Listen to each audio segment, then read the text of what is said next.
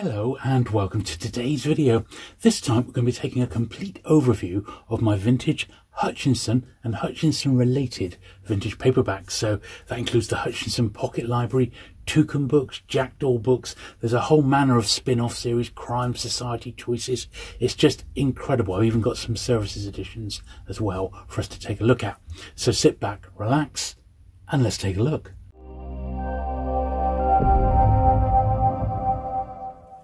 Okay then, so we'll start off with this one, which is Hutchinson's Pocket Library, and this was their sort of their mainstay.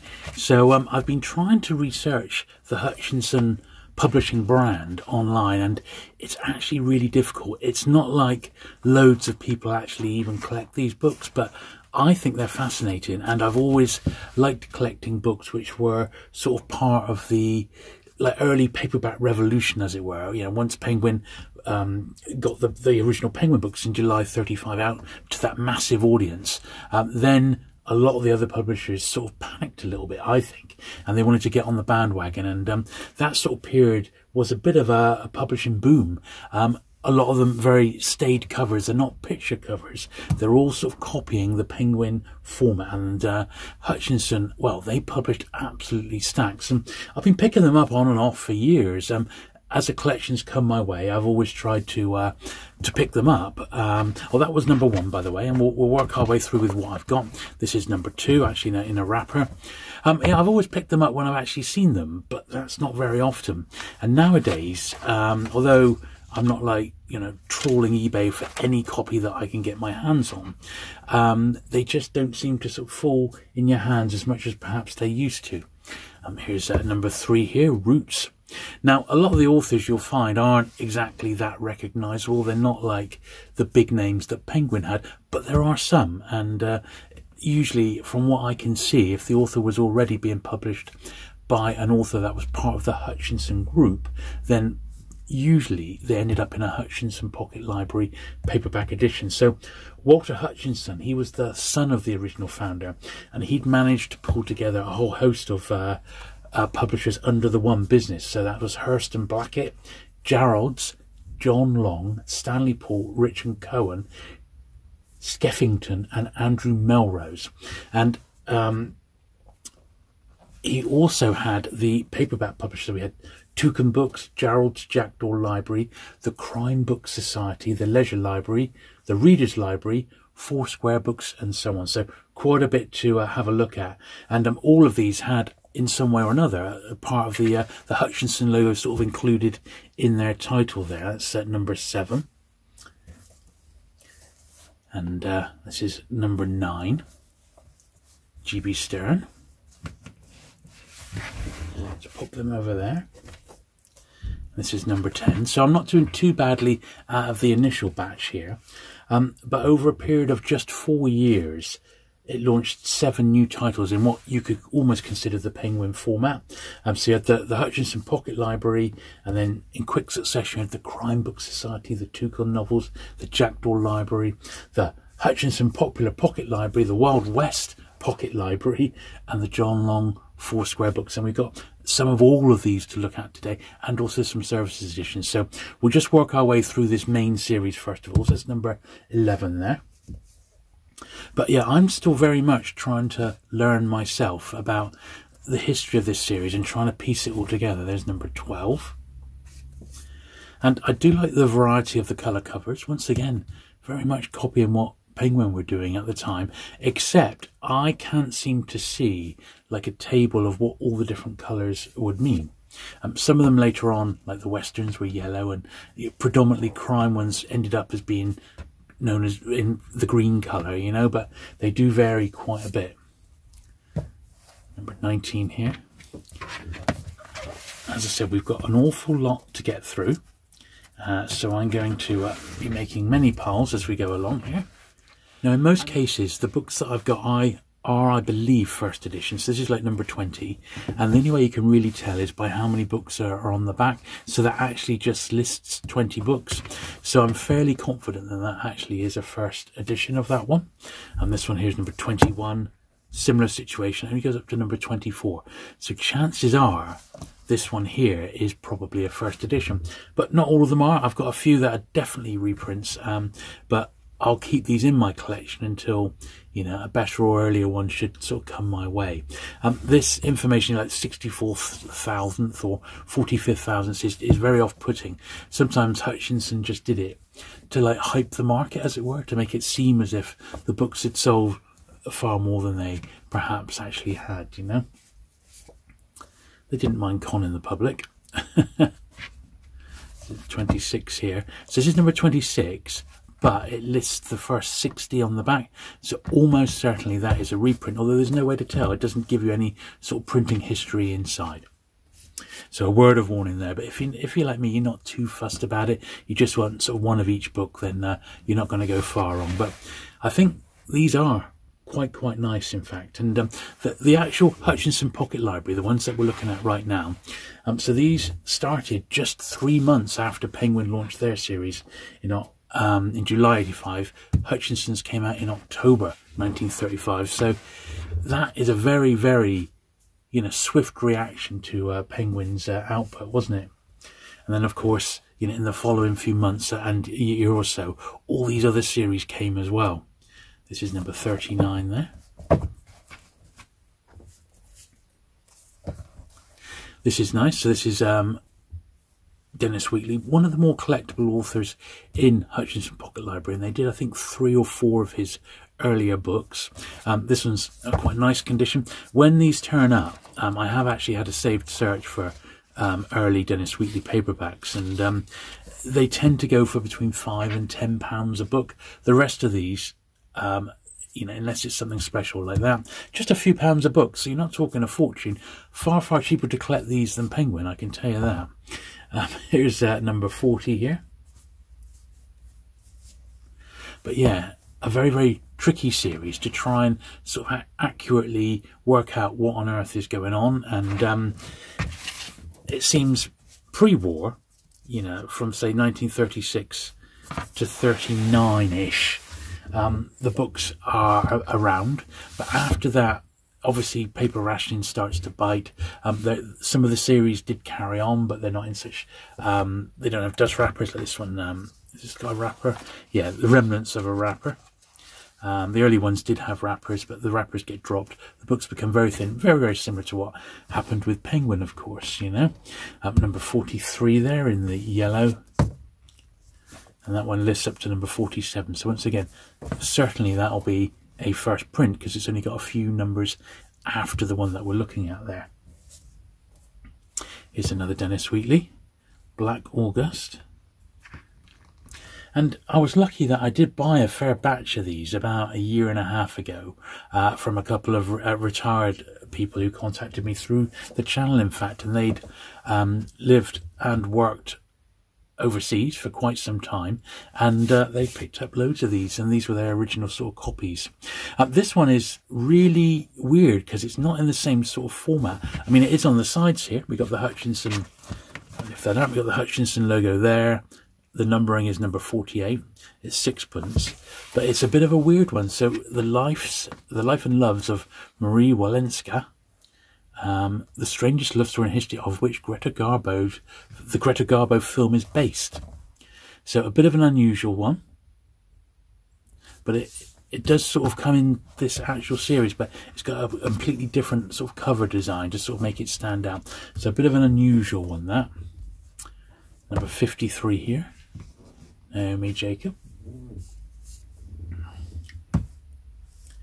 54. So they managed to publish about 75 before the outbreak of war, and after that they seem to be very sporadic. And I've got one weird outlier which we'll take a look at in a minute. That's number 56 here. Number 60, Lady Ellen Smith's famous novel Tazzini, if that's how you pronounce it. This one's absolutely fallen to bits, but it is, once again, it's a Dennis Wheatley, and one of his most famous ones, The Devil Rides Out. So I didn't want to not have this one in my collection. The best thing of its kind since Dracula, from James Hilton there. So it's number 61. And it doesn't list the other titles on the back, so my suspicion is, well, who knows? if it's a first or not, but it has got the OXO ad on the back. So by this time, a lot of the publishers were taking adverts. 62 here, yeah, it's got an OXO ad. So maybe that was just the thing at this moment in their history. As I said, it's all a learning curve on these. 64, Portrait of His Excellency. 65.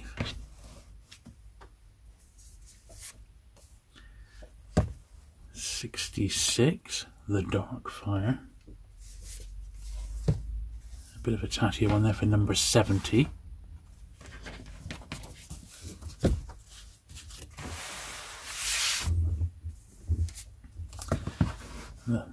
Nice purple colour there for Captain Blood, a fairly famous one, and the Raphael Sabatini, I think that was his famous series. So this is number 71. On the back lists up to 59, and then there we are, up to 74 on the inside back cover. So this one still retains its dust jacket. And I notice as well, another thing very similar to Penguin, they've got this little thing there for your reading. If you were to bind this up as a hardback, you could put it into one of those reading cases, and you could pop that on the spine so that you knew what the book was inside the reading case. So once again, very, very similar to what Penguin were doing.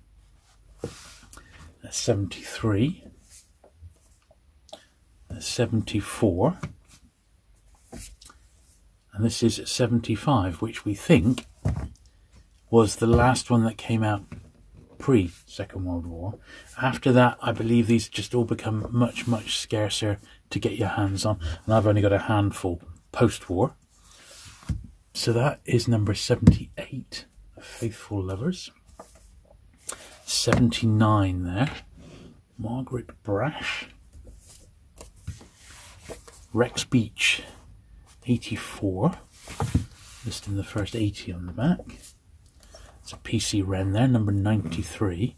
That's got a 6p sticker on for that PC Wren.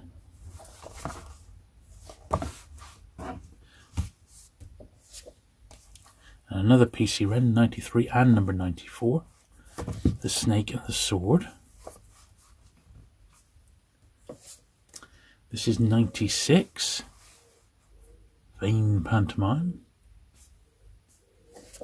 This is the last one I've got, and the price has gone up to 1 and 6 now. And I've had this one for quite some time. The Ghost Book, compiled by Cynthia Asquith. This is number 123. And this is, as you can see, much later, and it's got some of the other series that they got. So fiction, crime and detection, romance titles, and westerns. We've got an odd western to have a look at. This one's dated inside 1949, but that's only been written in. That could just be when it was bought, but it's difficult to know for sure. But I suggest that possibly is a post-war one, and they've just continuing the actual numbering there. And we've got two others to look at, which are two great ones. It's two services editions, so these are quite scarce, as you can imagine. So with the services editions, I think off the top of my head there's about 35 spread across all the various Hutchinson series, but these are two specifically released as services editions as part of this pocket library that we've just looked at. So they're much thinner than what the regular books, and produced for the Central Services Central Book Depot for circulation to the fighting forces of the Allied nations. So yeah, they didn't go mad with their pocket with their services editions, but they did produce quite a few. And if you have a look there in the front, they do say, look, other titles in this series, and we can conclude that all of those are services editions. And I think I've got a TOUCHAN one, which is a service edition, which we'll have a look at in a minute. So that's a good little guide to what was published there. But that's the first and the main series in the Hutchinson Pocket Library. So the next series we're looking at is their non-fiction series. So part of the Hutchinson Pocket Library again, and it's non-fiction series. So I'm not 100% sure how many of these were actually produced, but it was a direct competitor to Penguin's Pelican books. It's as simple as that. Similar sorts of titles. it just sort of is what it is, really. The first one was a 2-volume affair, The Shape of Things to Come, volumes 1 and 2. And I'm certain those are both first editions, and they just list the first 8 on there, but they've got this 61st thousand. It's just, you know, it means nothing really, it really doesn't.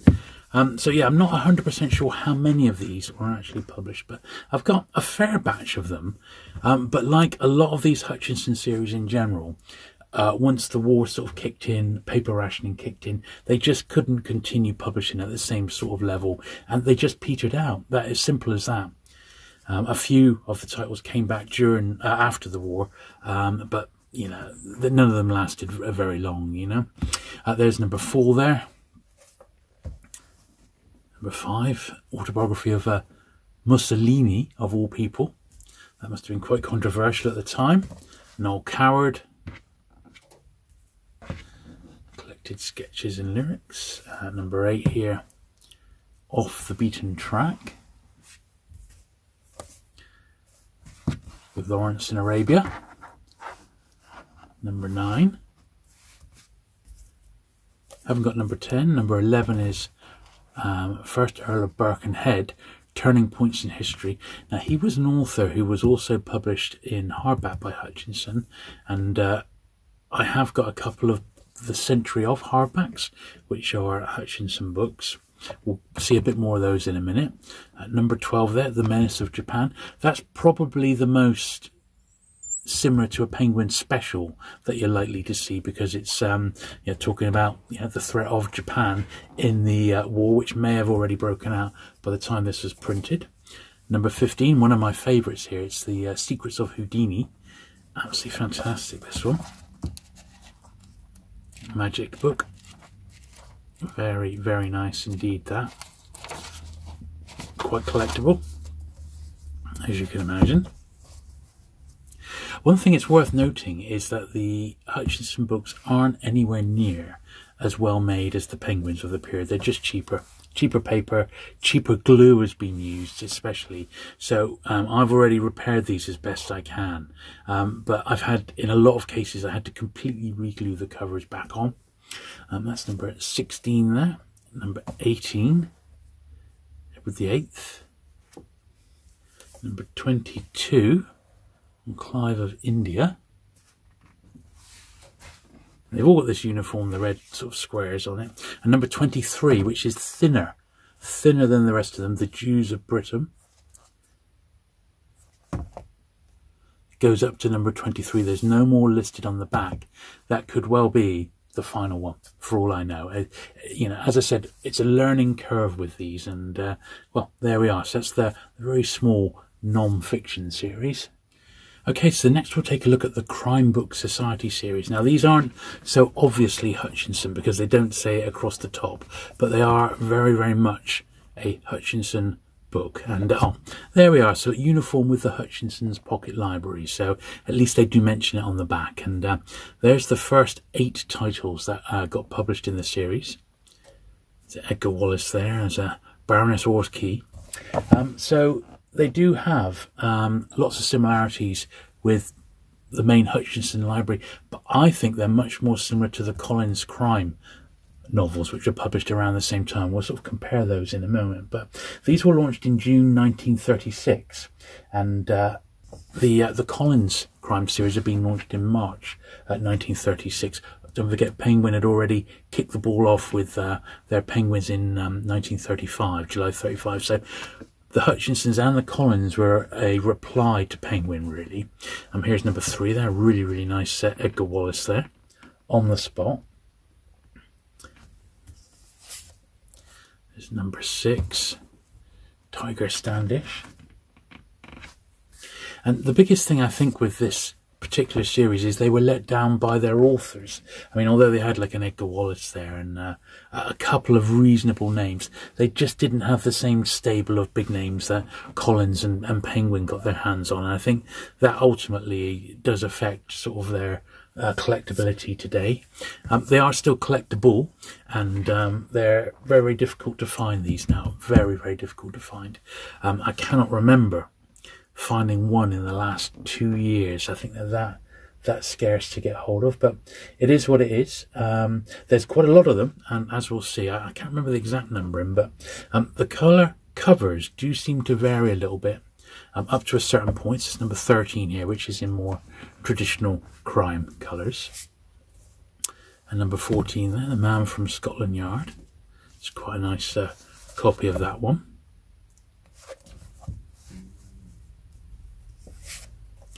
This is number 33, so quite a jump now.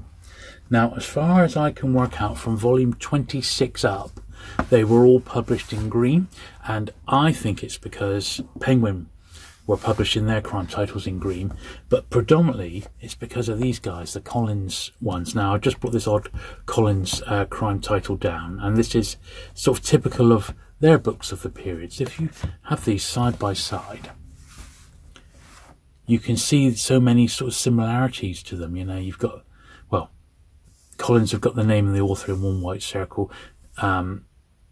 The Crime Society have got the title in there with that. Collins have got the gun and the dagger, whereas Hutchinson have just the gun, the hand holding the gun there.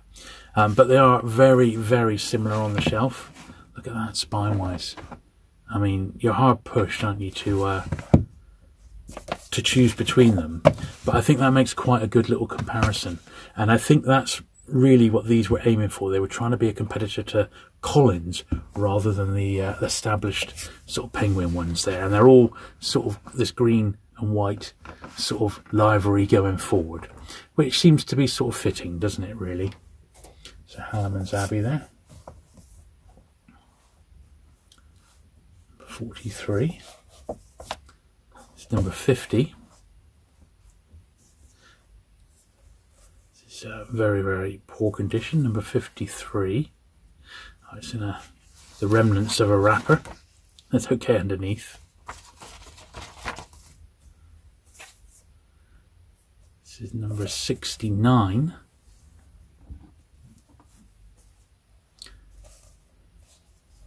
Oh, so that's it for the Crime Book Society ones. And then we've got these two, which are John Long 4 square thrillers. Absolutely bonkers, these. Now, that's number 4. I'm not sure if I can see what number this one is, in actual fact, in this John Long series, because the number is missing from the bottom of the spine. So what's this? Blood on his hands. No, it's not listed there. So, but it has to be at least number 16. Okay. So of these John Long 4 square books, which are listed as thrillers rather than crime titles, which is slightly unusual, but I've only got the 2 in my collection, and they were launched in September 1938. And as you can see, we've got the one there by Edgar Wallace. Of the 24 volumes that are numbered, they were from September 1938 to March 1940. That included 6, if you can believe it, by Edgar Wallace, who'd recently passed away, 5 by John Creasy, and 4 by Brian Flynn. So the best guess is about 28 of these in this particular John Long 4 square thriller series were issued before the series sort of petered out once again during the war. So 28 of those to get, and they're the only 2 I've ever come across. So I'm suspecting once again that those are quite scarce. So now we're moving on to the TOUCHAN novels, and a big fan of these. I've had a handful, shall we say, in my collection since the earliest days of actually collecting vintage Penguin books. And you know, if you collect paperbacks long enough, these sort of books will come your way. Just, you know, They just will. They'll turn up in like little job lots of collections and that, an odd one here or there. And that's really been the basis for all my sort of vintage collections. And although these aren't obviously Hutchinson novels, they very, very much are. And they've got the look and the feel about them as being Hutchinsons. Although in this case they're Toucans. They've got the bird motif very similar to Penguin and Puffin and Pelican. And they started in 1936, and by June 1937, 20 of these books had actually been published. Then they didn't do anything for about a year. There's number 12. Then they published another flurry of them. And then 1939, the series really got, you know, pumping, and they were published them quite regularly then. But by May 1940, the publishing bite was starting to happen, and they just weren't cost effective. And it looks as if the last numbered issue was number 62 in this particular series. So I haven't got anything like that, sadly. That's number 20. But a few did get published during the war, but they're more like one-offs. They're not really sort of part of the main library. It's that particular grey area when you're collecting Hutchinson that make them very difficult to actually keep track of them all. But that's another reason why I'm filming this video today. So I've got this record of what I've got, and we'll just see how in, say, 2 or 3 years' time, how the collection's sort of grown, and I've been able to expand on it. It's number 43 here. 44, and by printing the covers in the yellow here, of course they didn't need a separate colour to colour the bill of the toucan in, which is quite interesting. Now you may notice there's hardly any big name authors here, people that you recognise that, you know, sort of Penguin and Collins had, but there is actually one by Edgar Wallace in this list, and there's 2 which I'd really like to get by Simonon. And they're 2 Maigret titles, if you can believe it. And these are, they sort of introduced him as the Edgar Wallace of France. So I'd very much like to get those. Now I suspect this is one of the later ones, because it's not got a series number. Like that was number 62, the 13th Crime. This one, it's got Hutchinson on the back now. I don't believe this has got any sort of number at all. So this is one of those like little anomalies. It's like a little bit of a one-off. And it doesn't give us any sort of information at all. It just is what it is. It was one published after the main sort of numbered series ran out. Exactly the same with this one here, Who Screamed? By John Courage. And then I have actually got one services edition for Toucan, which is this one, Teamwork. Had this one a long time, Joan Butler's Teamwork. And it's the same as the Hutchinson service editions we saw earlier. This is one of about 33, I think they did, but it says the Toucan novels at the top. And Central Services Book Depot on the back. Very, very nice. I've got a bit of a soft spot for Toucan, I have to say. I collected those before I collected any of the other sort of Hutchinson series. Some of them were printed in Plymouth, which is my hometown as well. And I just sort of like them. I would like to get some more, but they hardly ever turn up, and not in the general run of things, and I think they're just a scarce series to put together. So now we've got Gerald's Jackdaw library. This is Jackdaw number 2, and doesn't mention Hutchinson anywhere, and they have got a slightly different look, but underneath really, you know, they're in dust wrappers the same as some of the other series, and you can just sort of see that they are, you know, from that same sort of stable. They've got that familiarity around them. They're using a bird again, in this case the Jackdaw, and there are a variety of colours. That was number 2 there. This is number 3. So the first 8 Jackdaw books were published in October 1936 and followed up by another 8 in the first 3 months of 1937, and that brought the series up to 16 volumes. Then numbers 17 to 20 got published in June 1937, and then they ran out of steam a bit. Further couple of titles in 1938, which were crime ones. There we are, number 6 there. And then it just sort of, once again, it sort of petered out during the war with a couple of sporadic late releases. It's interesting that the Jackdaw itself, the design ever so slightly changes. It looks like there's about 5 or 6, there's a different one again, 5 or 6 different sorts of sketches of the Jackdaw on the front jacket there, which is something else which is a little bit more unusual. Here's number 10. Looking a little bit more familiar to a traditional sort of Hutchinson title. There's number 12 there. And this one says it's a Jackdaw crime one.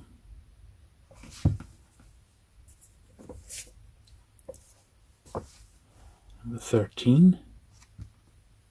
So that, in fact, that may even be a later one. I'll have to double check. That may actually be from a second series of Jackdaw, which was specifically crime, but we'll see. I don't know, there's not a lot of difference between them, is there? There's another one which says it's the crime series, number 14. But as I said, so little is known on these. So Richard Williams is a name that some paperback collectors may know of, and historically that chap has done a lot of bibliographies of old paperback series, but I don't know if he ever did the Hutchinson. He did one for Hutchinson, but I don't know if he did it with all the spin-offs as well, of which there's, as you can see, so many, you know. So I don't know, but that's one of the reasons why I'm doing this. There is one website, and I do want to give credit to them. They're called Paperback Revolution, and if you look up Paperback Revolution online, you will come across the website, and they very much have they concentrate on books published up to the end of the Second World War, paperbacks in particular. However, the site's not been updated for about a year and a half now, so I don't know if the chap who's running it has you know, sort of run out of steam, or just isn't collecting anymore. I really don't know, but I do use that website as the only sort of research that there exists online about these particular books. But there we are, and there's number 19. I haven't got any services editions, although I believe there's at least a couple. But that is the Jackdaw library, such as it is.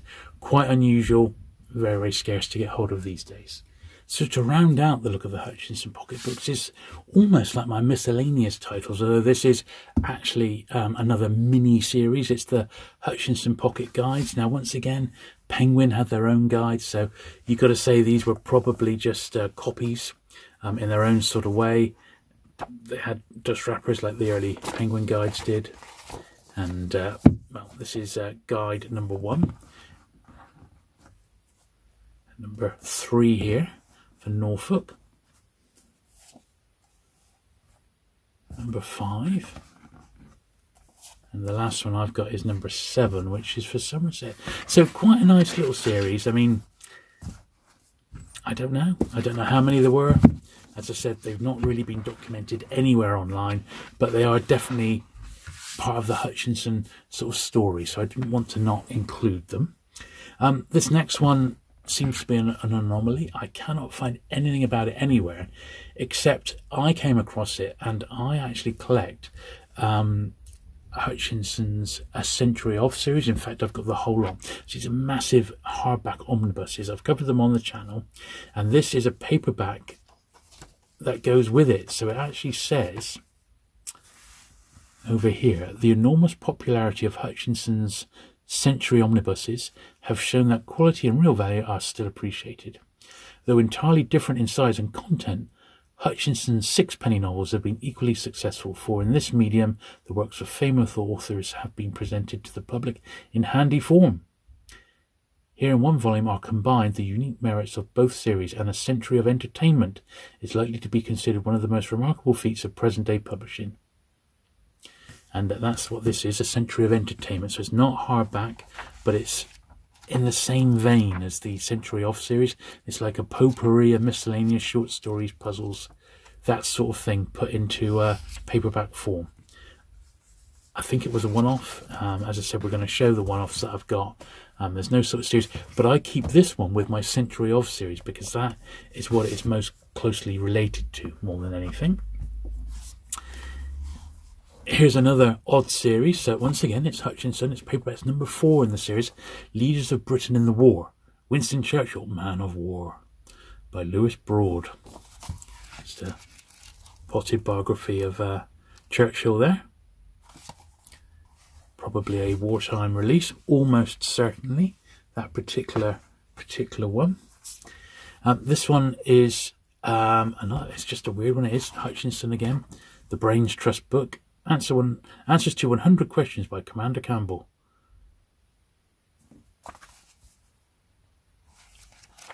Very unusual, slightly better paper. It may be one of their just odd series, you know. In fact, yeah, Hutchinson's Universal Book Club, so we'll say it's part of that particular series. Here's another one. Look, Hutchinson 124. Is this one of their colour ones? The Hutchinson Popular Pocket Library, which I haven't got any of those, I don't think, except possibly this one, which is it's like famous books, but they actually had traditional illustrated jackets. So that is what I believe this one is, part of the Popular Library from Hutchinson. All very confusing, isn't it? Now you've got Spring Pie. So what is this? So this is a Hutchinson Pocket Special. So the Pie magazine was something that Hutchinson published, and they did like best ofs in book form, and that's what this is. So this is like reprints from the Pie magazine, as far as I know, and that's exactly what that one is. So it's listed as a Hutchinson Pocket Special. Very, very unusual, and as I said, tough to find out much information about these. Here's another weird one. So Raphael Sabatini, this doesn't appear. See, it's at the Reader's Library in association with Hutchinson. It looks to me like it could be a services edition, but it doesn't say services edition. Mentions the Universal Book Club again on the back there. The Reader's Library publishing in association with Hutchinson's and Co. I don't know. There just doesn't seem to be enough information out there, or bibliographies, to actually say with any sort of certainty what that is part of. But, you know, I didn't want to leave it out because it's obviously there somewhere. Then the last one we got is the Western. This is the very last Hutchinson. So this is, they did a few Westerns, not many, but they did a few. And it was the Wild West Pocket Library, I believe is what they were actually known as. And they did 4 books to launch the series in October 1936. Then nothing for 2 years, and then they did another 4, making 8 in total. So this is from the second batch. It's number 5, The Blocked Trail, and that was it basically. You know, they didn't do a lot in the world of Westerns. It's as simple as that. But that's an odd one that's come my way. So there you go. I hope you enjoyed that look through my vintage Hutchinson paperbacks. Certainly it's a series which needs a bit more investigation, but you know, there's just not that many people who collect them. I mean, apart from that website which I mentioned, Paperback Revolution, I don't actually know anybody else who actually collects these. So if that's you, I would appreciate a comment below, and maybe we could sort of share what I've got here, share bibliographies, and maybe start to get something together about what was actually published, because it is incredibly confusing, and I'd like to know a little bit more. Anyway, I hope you've enjoyed looking through those. I certainly did, and if you have, do please give the video a thumbs up. Don't forget to hit that subscribe button if you've not already. Costs nothing, but obviously helps the channel out if you have enjoyed this, and I shall look forward to seeing you again very soon with some more vintage paperback content. Bye.